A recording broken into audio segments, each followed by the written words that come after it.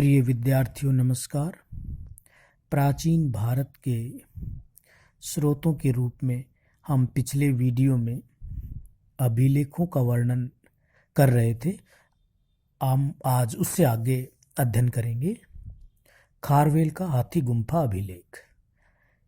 इसकी भाषा प्राकृत।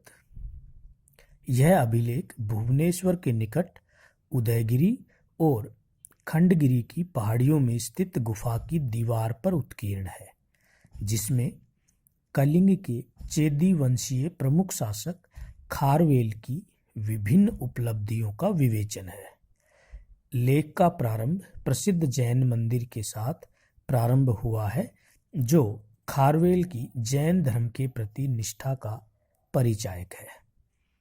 इस अभिलेख से ज्ञात होता है कि खारवेल के 300 वर्ष पूर्व इस क्षेत्र पर नंदों का अधिकार था, क्योंकि इस अभिलेख से राजा नंद द्वारा यहाँ आने, तनसुली नामक नहर का निर्माण करवाने, वाटा नगर में प्रवेश करने तथा यहाँ से जिन मूर्ति लेकर जाने का उल्लेख हुआ है, जो नंद शासकों की जैन धर्म के प्रति निष्ठा को अभिव्यक्त करते हैं। खारवेल का हाथी गुम्फा अभिलेख प्राचीन भारत का प्रथम अभिलेख है, जिसमें नहर निर्माण संबंधी साक्ष्य विहित हैं। खारवेल के हाथी गुम्फा अभिलेख में ही सर्वप्रथम भारतवर्ष शब्द का उल्लेख हुआ है। हाथी गुम्फा अभिलेख की भाषा प्राकृत है। खारवेल के हाथी गुम्फा अभिलेख में उल्लेखित वे शासक जिन्हें खारवेल ने पराजित किया था। पहला, बृहस्पतिमित्र।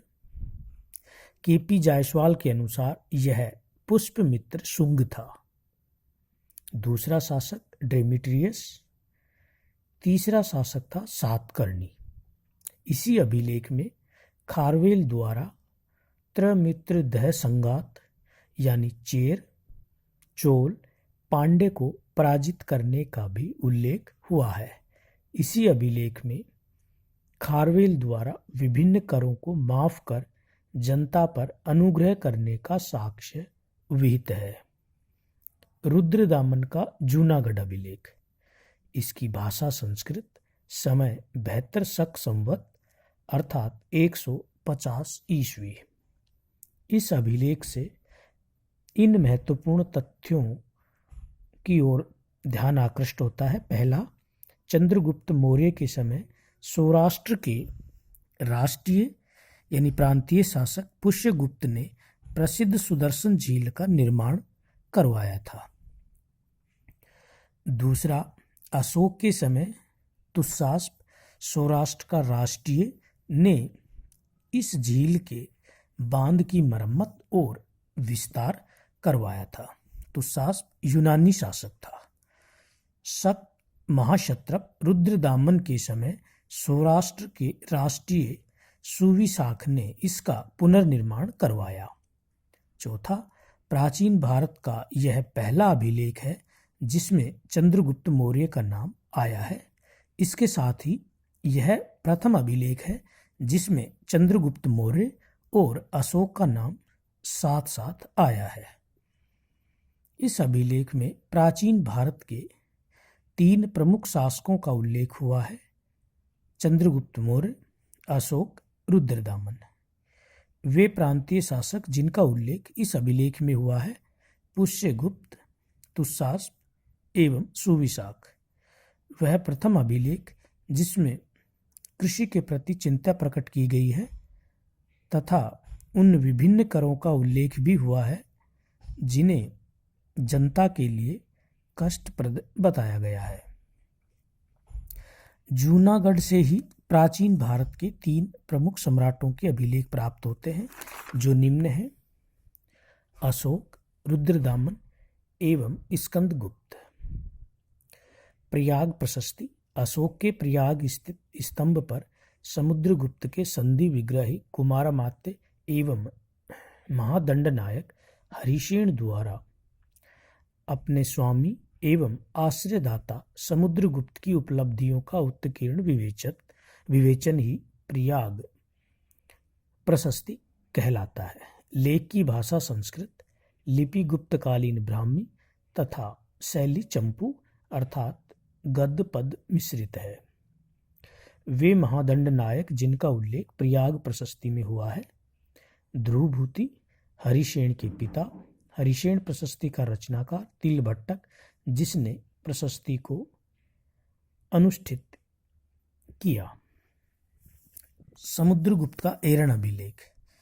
इस अभिलेख में स्वर्णदान के क्षेत्र में समुद्रगुप्त को पृथु एवं राघव से भी महान बताया गया है। समुद्रगुप्त की रानी का नाम दत्त देवी विहित है, जिसे उसने पराक्रम एवं पौरुष से प्राप्त किया था।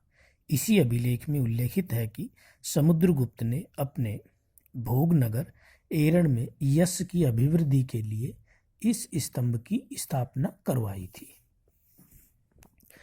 रामगुप्त के लेख बेसनगर विदिशा से 2 मील की दूरी पर दुर्जनपुर गांव से प्राप्त 3 जैन मूर्तियों पर मिले हैं, जिनमें 2 8वें तीर्थंकर चंद्रप्रभु तथा एक 9वें तीर्थंकर पुष्पदंत की हैं। इन पर महाराजाधिराज समुद्रगुप्त उत्कीर्ण है। उदयगिरी का शैव गुहालेख। इस लेख की रचना चंद्रगुप्त द्वितीय के सांदे विग्रहिक साव वीरसेन द्वारा की गई, जो पाटलिपुत्र का निवासी था और जिसकी बुद्धि व्याकरण, दर्शन एवं राजनीति में परिपक्व थी। यह अपने स्वामी चंद्रगुप्त के साथ यहाँ आया था और भगवान शिव के प्रति भक्ति के कारण इस गुहा का निर्माण करवाया था। स्कंदगुप्त का जूनागढ़ अभिलेख। इस लेख में मुख्यतः सौराष्ट्र के गोप्ता प्रांतीय शासक पर्णदत्त के पुत्र चक्रपालित द्वारा सुदर्शन झील के पुनर्निर्माण तथा विष्णु मंदिर के निर्माण संबंधी साक्ष्य ज्ञात हैं। सुदर्शन झील का बांध 136 गुप्त संवत यानी 450 ईस्वी में ध्वस्त हो गया था तथा 457 ईस्वी में विष्णु मंदिर एवं बांध का पुनर्निर्माण करवाया गया। इसी अभिलेख में रेवतक पर्वत यानी उर्जयत तथा प्लासनी नदी का भी उल्लेख है, जिस पर यह बांध बनवाया गया था। सुदर्शन झील का निर्माण चंद्रगुप्त मौर्य के समय हुआ और स्कंदगुप्त के समय यह दूरदर्शन झील बन गई। स्कंदगुप्त के भीतरी स्तंभ लेख में स्कंदगुप्त द्वारा पुष्पमित्रों और हूणों की पराजय का उल्लेख है। नेक्स्ट है मंदसौर अभिलेख। प्राचीन नाम दसपुर, 529 मालव संवत या 472 ईस्वी में उत्कीर्ण, वत्स भट्टी द्वारा उत्कीर्ण। इस अभिलेख में मालव संवत 436 एडी व्यवतीत होने पर रेशम बुनकरों की श्रेणी पटवाय द्वारा जो लाट प्रदेश से आए थे, कुमारगुप्त के समय सूर्य मंदिर के निर्माण का उल्लेख हुआ है। 529 मालव संवत बीतने पर अर्थात 472 ईस्वी में बंधु वर्मन के समय इसका जीर्णोद्धार करवाया गया। भानुगुप्त का एरण अभिलेख 510 एडी प्राचीन भारत का प्रथम अभिलेख, जिसमें सती प्रथा का उल्लेख मिलता है।